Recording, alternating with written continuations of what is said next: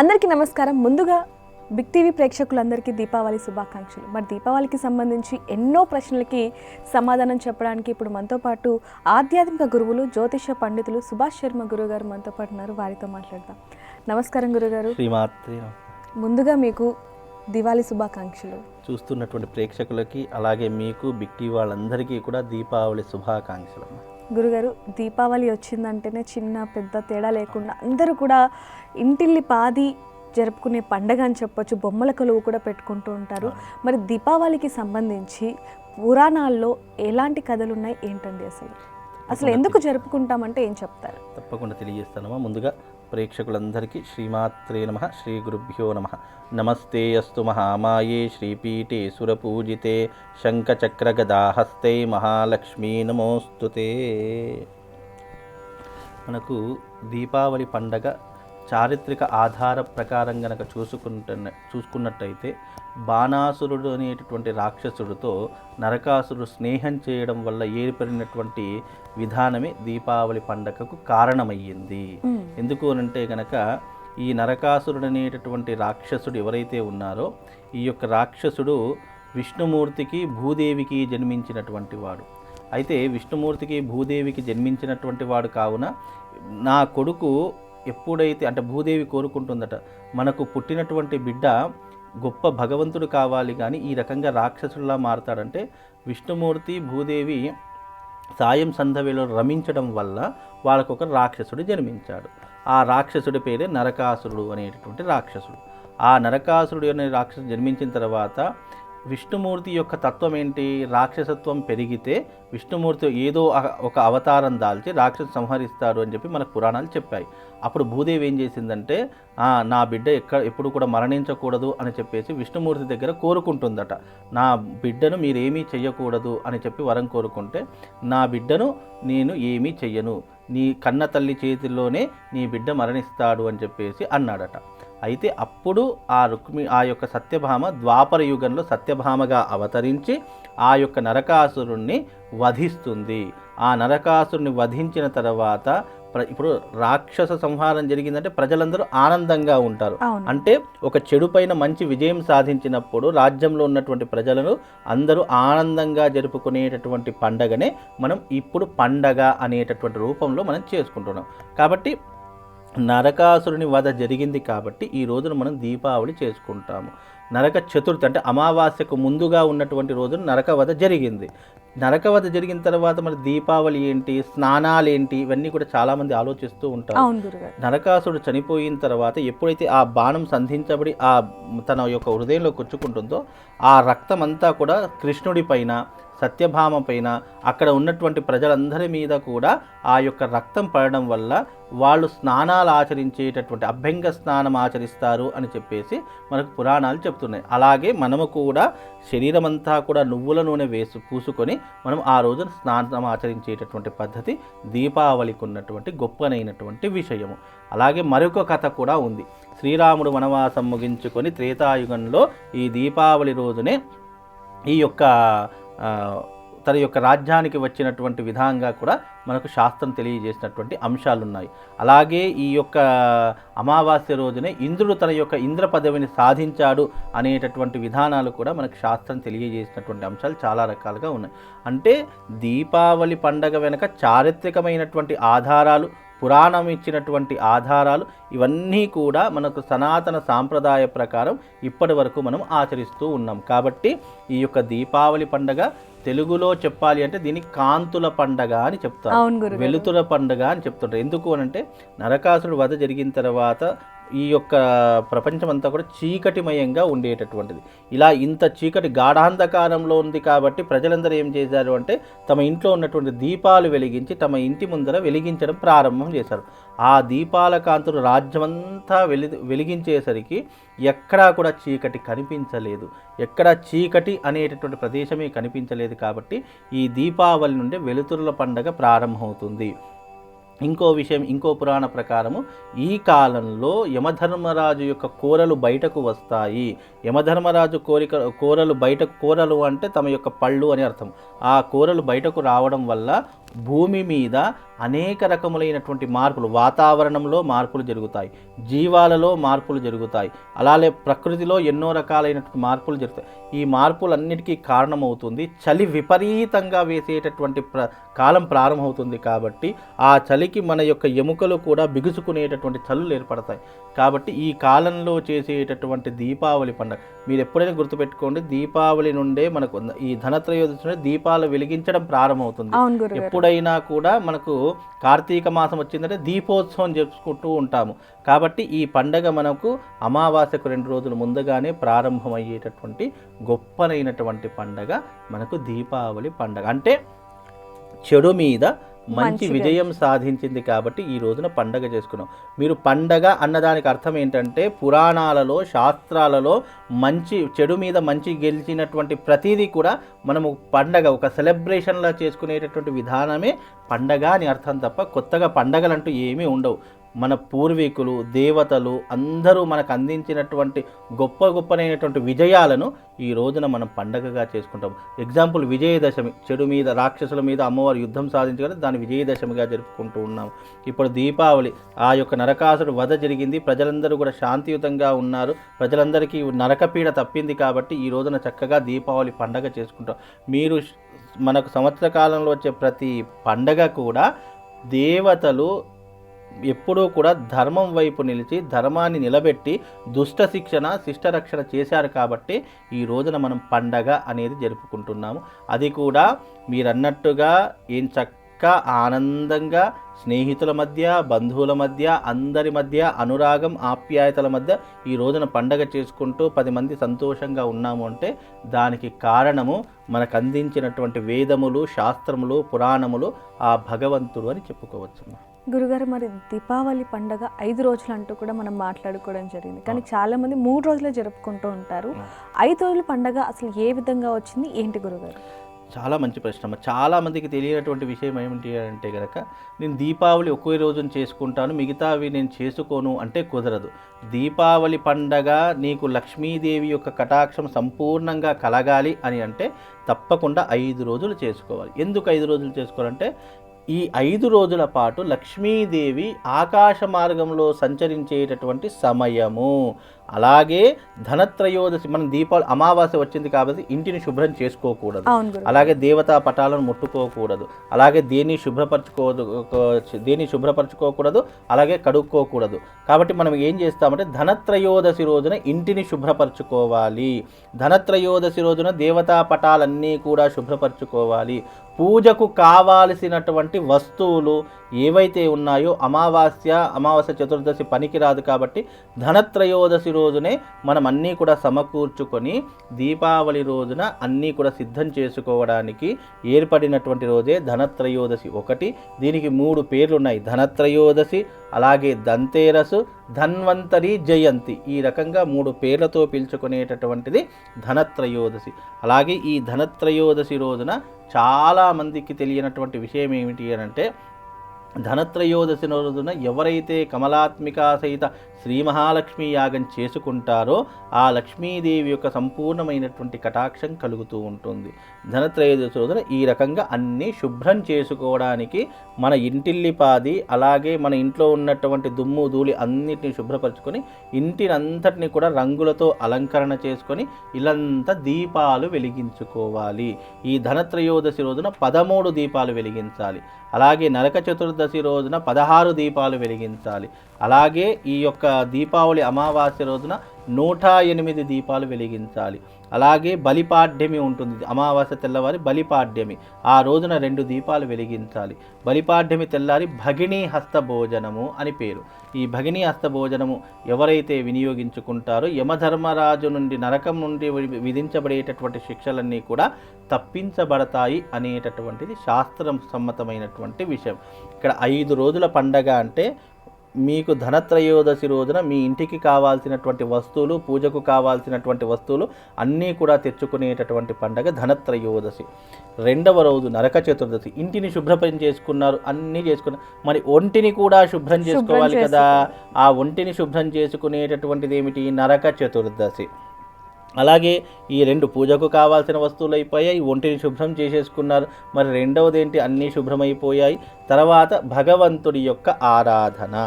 ఆ రోజున లక్ష్మీదేవిని ఆరాధించడము. మనం ఆ రోజున దీపావళి రోజున 5 దేవతలను పూజించాలి.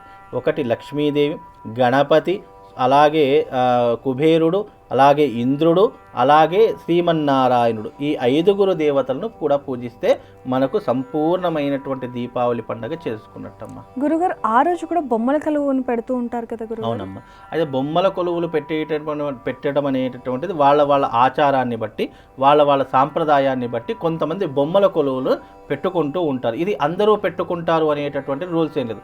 వాళ్ళ ఆచారాలు, వాళ్ళ వంశపారంపర్యంగా జరుగుతున్నటువంటి విషయాలను బట్టి వాళ్ళు ఈ యొక్క బొమ్మల కొలువును పెట్టుకోవడం అనేటటువంటిది జరుగుతుంది. ఇది ఖచ్చితము అనేటటువంటి ప్రామాణికమైతే ఏమీ లేదమ్మా. అది వాళ్ళ సాంప్రదాయాన్ని బట్టి పెట్టుకునేటటువంటి అవకాశం ఏర్పడుతుంది. గురుగారు ఇంకో రకంగా చూసుకుంటే మరి దివాళీ రోజు అందరం కూడా క్రాకర్స్ అనేవి పేలుస్తూ ఉంటాం. మరి దానికి గల కారణం ఏంటంటారు? అసలు క్రాకర్స్ అనేవి మనం పేల్చుకుంటాం తప్ప అప్పట్లో ఉన్నటువంటి వాళ్ళు ఏంటంటే పెద్ద పెద్ద శబ్దాలు చేసేటటువంటి వారు. శబ్దములు అన్నదానికి అర్థం ఏంటి అంటే అప్పట్లో డప్పులు, ఆ తర్వాత విపరీత బాణసంచాలు కాల్చేటటువంటి ఆచారాలు ఉండేటటువంటి. ఇప్పుడంటే మనము ఈ అప్పటి కాలము ఇప్పటి కాలం చాలా తేడా ఉంటుంది కదమ్మా. ఈ కాలం నాటికి ఏంటంటే ఇప్పుడు ఈ టపాసులు పేల్చడము, ఈ బాంబులు కాల్చడము, ఇవన్నీ కూడా ఇప్పుడున్నటువంటి సాంప్రదాయం తప్ప ఇక్కడ దీనికి చోటు లేదు. అది మన ఆనందం కోసము, మన ఎంజాయ్మెంట్ కోసమే చేసుకుంటున్నాము తప్ప అక్కడ ఇంకోటి మరో ఉద్దేశం అంటూ ఏమి లేదు. ఆ రోజున దీపావళి రోజున లక్ష్మీదేవి పూజ ప్రాధాన్యత. ఆ రోజున ఇంకోటి ఏంటంటే ఆకాశ మార్గంలో లక్ష్మీ దేవతలందరూ సంచరిస్తాడు కాబట్టి ఆ శబ్దము చేత వాళ్ళు మన దగ్గరికి వస్తారు అనేటటువంటి ఉద్దేశంతో శబ్దములు చేయడమే తప్ప ఈ క్రాకర్స్ ఇవన్నీ కూడా మనం పెట్టుకున్నటువంటి ఆచారం. ఇక దానివల్ల పొల్యూషన్ దాన్ని కానీ మన హిందువుల పండుగలు కదమ్మా, దాన్ని ఎవరు ఏం చేయలేము. పెట్టడం మంచిదే, కాకపోతే ఆచితూచి పెట్టుకోవడం, ఇంకోటి జాగ్రత్తగా ఉండడము, ఇవన్నీ కూడా చూసుకుంటూ మనము దీపావళిని ఈ యొక్క ఆనందంగా జరుపుకోవాలి తప్ప ఆ వివాదాల మధ్య జరుపుకోకుండా ఉంటే చాలా మంచిది. ఇంకోటి ఏంటంటే దీపాలు ఉంటాయి, దానికి కూడా తగు జాగ్రత్తలు తీసుకొని చాలామంది జాగ్రత్తగా దీపావళి పండుగ జరుపుకుంటే యోగక్షేమాలు కలుగుతాయి. లక్ష్మీదేవి యొక్క అనుగ్రహం అందరికీ ఉండాలి అనే ఒక ఉద్దేశంతో ఈ దీపావళి పండుగ జరుపుకుంటామమ్మా. గురుగారు దీపావళి పండుగ అంటేనే దీపాలతో చేసుకునే పండుగ ఇందాక మనం అనుకున్నాం. అయితే చాలామంది కూడా అసలు ఒత్తులు, దీపంలో ఒత్తులు ఎన్ని వెలిగించాలి ఏంటనేది కూడా కొంచెం సందేహం ఉంటూ ఉంటుంది. అసలు ఎన్ని ఒత్తులు వెలిగించాలి అంటారు? అసలు దీపం ఎలా పెట్టాలి అంటారు? తప్పకుండా తెలియజేస్తారమ్మా. ముందుగా వీక్షిస్తున్నటువంటి ప్రేక్షకులందరికీ శ్రీమాత్రే నమః, శ్రీ గురుభ్యో నమః.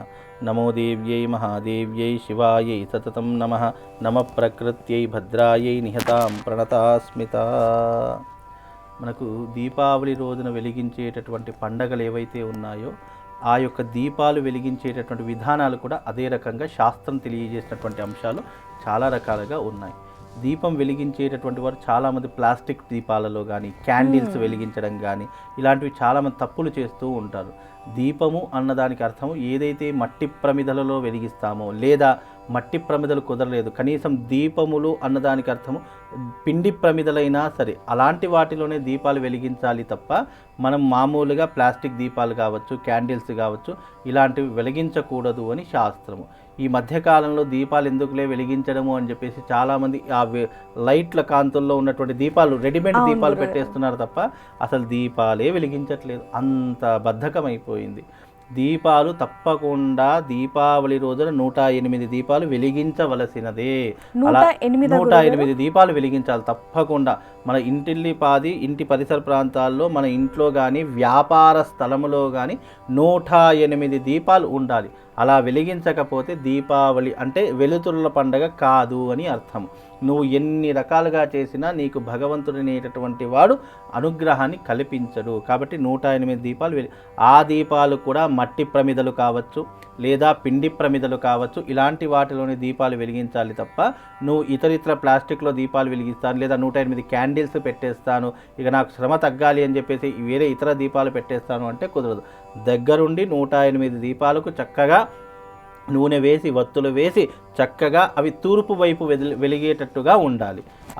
ఏదైతే మనం దీపం పెడుతున్నామో ఆ దీపపు వెలుతురు ఎప్పుడు కూడా తూర్పు వైపు, అంటే మనకు సూర్యోదయం ఎక్కడైతే అవుతుందో ఆ వైపున వెలిగేటట్టు ఆ దీపాలు వెలిగించాలి. లేదు అంటే ఉత్తరం వైపు వెలిగించినా సరిపోతుంది. దక్షిణము పశ్చిమము పనికిరాదు. కాబట్టి ఇది చాలా మట్టుకు గుర్తుపెట్టుకోండి. దీపాలు వెలిగించేటటువంటి సమయంలో తప్పకుండా ఉద్దీపస్య జాతవేదో భగ్నిర్నిరుతిం మమ పశోగుస్యమైషమావహ జీవనంచ దిశో దశ అనేటటువంటి శ్లోకాన్ని చదువుకుంటూ దీపం వెలిగించాలి. అలా వెలిగించేటటువంటి సమయంలో తప్పకుండా స్త్రీలు కాళ్లకు పసుపు పెట్టుకోవాలి. తప్పకుండా స్త్రీలు వెలిగిస్తారు దీపాలు ఎప్పుడైనా కూడా. కాబట్టి స్త్రీలు వెలిగించేటటువంటి ప్రయత్నం 108 దీపాలు కాబట్టి అంత ఓపిక స్త్రీకే ఉంటుంది, పురుషుడికి ఏమీ ఉండదు. కాబట్టి స్త్రీ వెలిగించేటట్టయితే చాలా శుభం జరుగుతుంది. ఆ దీపాలు వెలిగించేటటువంటి సమయంలో మనస్సులో ప్రశాంతంగా ఉండాలి, భగవంతునిపై ఏకాగ్రతగా ఉండాలి.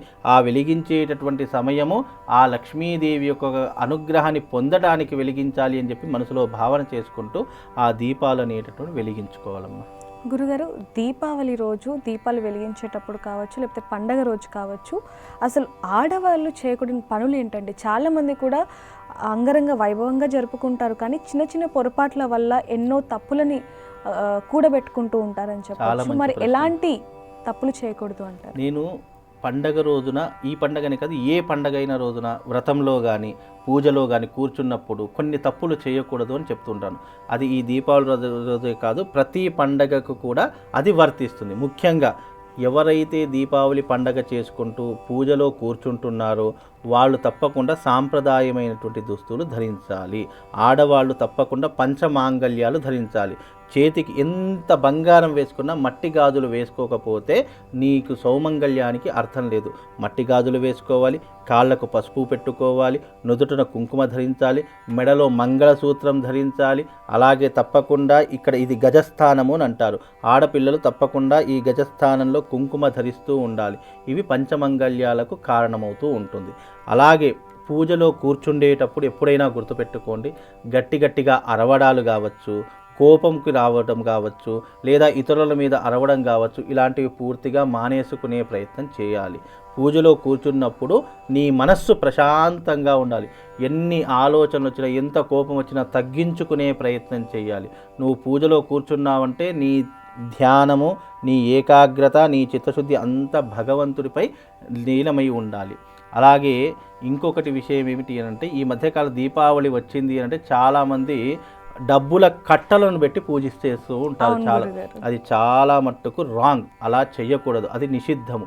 ఎందుకంటే ఇక్కడ నేను లక్ష్మీదేవిని ఆరాధించమని చెప్పారు తప్ప లక్ష్మీదేవి అంటే కరెన్సీ అనేటటువంటిది కాదు. ఈ మధ్యకాలంలో చాలామంది వాళ్ళ గొప్పతనాన్ని చాటుకోవడానికి డబ్బుల కట్టలు కూడా వాళ్ళ దగ్గర ఉన్న బంగారం కూడా గురుగారు అవన్నీ కూడా తీసి దేవుడికి అలంకరించి అలాగే దేవుడి ముందు పెట్టి మరి చాలా మంది చేస్తున్నారు. నిజానికి అవన్నీ చేయకూడదమ్మా.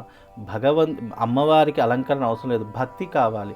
ఇక్కడ ఏమవుతుంది అంటే మనం అమ్మవారి మీద విశ్వాసం ప్రేమతో చేస్తుంటాం, కానీ ఎదుటి వాళ్ళకి ఏమనిపిస్తుంది అంటే అది డాంబికము. చూసారా, ఇంత డబ్బు పెట్టుకొని ఇంతమందిని పెట్టుకొని ఒక్క రూపాయి కూడా సహాయం అంటే నెగిటివ్ ఇంపాక్ట్ పెరిగిపోతుంది. లక్ష్మీదేవి ఎక్కడైతే నెగిటివ్ ఇంపాక్ట్ ఉంటుందో అక్కడ నుంచి వెంటనే వెళ్ళిపోతుంది. లక్ష్మీదేవి అక్కడ ఉండదు, వెంటనే జ్యేష్ఠాదేవి వచ్చి కూర్చుంటుంది, అంటే దరిద్ర లక్ష్మి వచ్చి కూర్చుంటుంది. మనం ఏం చేస్తాము, అబ్బా మనం గొప్పగా కనిపించాలి, గొప్పగా చూయించుకోవాలని చెప్పేసి డబ్బుల కట్టలు ఎప్పుడూ లేని రోజున మనం దీపావళి పండుగ వచ్చిందంటే కట్టలు డబ్బులన్నీ ముందర పెట్టుకుంటాము.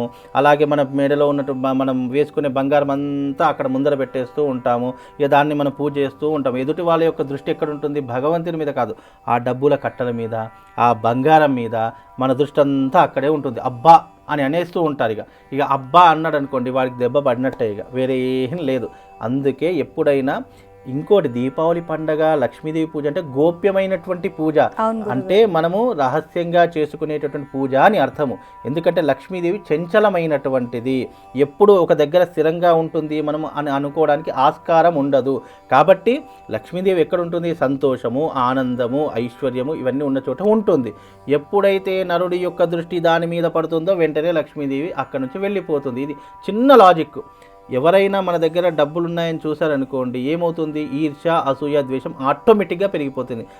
నోట్లో రాకపోయినా మనసులో కంపల్సరీ ఉంటుంది. అప్పుడు ఏమనుకుంటాము, ఎగ్జాంపుల్ చిన్న ఉదాహరణ తీసుకున్నా, అబ్బా వీడి దగ్గర ఇంత డబ్బు ఉంది, నేను పోయిన సంవత్సరం ₹1 అడిగితే ఇయ్యలేదు, ఇప్పుడు ఇన్ని డబ్బుల కట్టలు తెచ్చి ముంగట పెట్టి పూజిస్తున్నాడని చెప్పేసి ఆటోమేటిక్గా మనసులో వచ్చేస్తుంది. బయట వ్యక్తపరచలేదు, కానీ ఆ నెగిటివ్ ఇంపాక్ట్ పెరిగిపోతుంది. కాబట్టి దీపావళి రోజున మీరు అమ్మవారిని పూజించండి, ఖాతా పుస్తకాలు పెట్టి పూజించండి, చక్కగా భక్తితో పూజించండి తప్ప మీరు సెల్ఫీలు తీసుకోవడానికో, డబ్బుల కట్టలు మనం చూయించుకోవడానికో, ఆడంబరాలకు పోయో మీరు చేశారనుకోండి, లక్ష్మీదేవి తప్పకుండా వెళ్ళిపోతుంది, గుర్తుపెట్టుకోండి.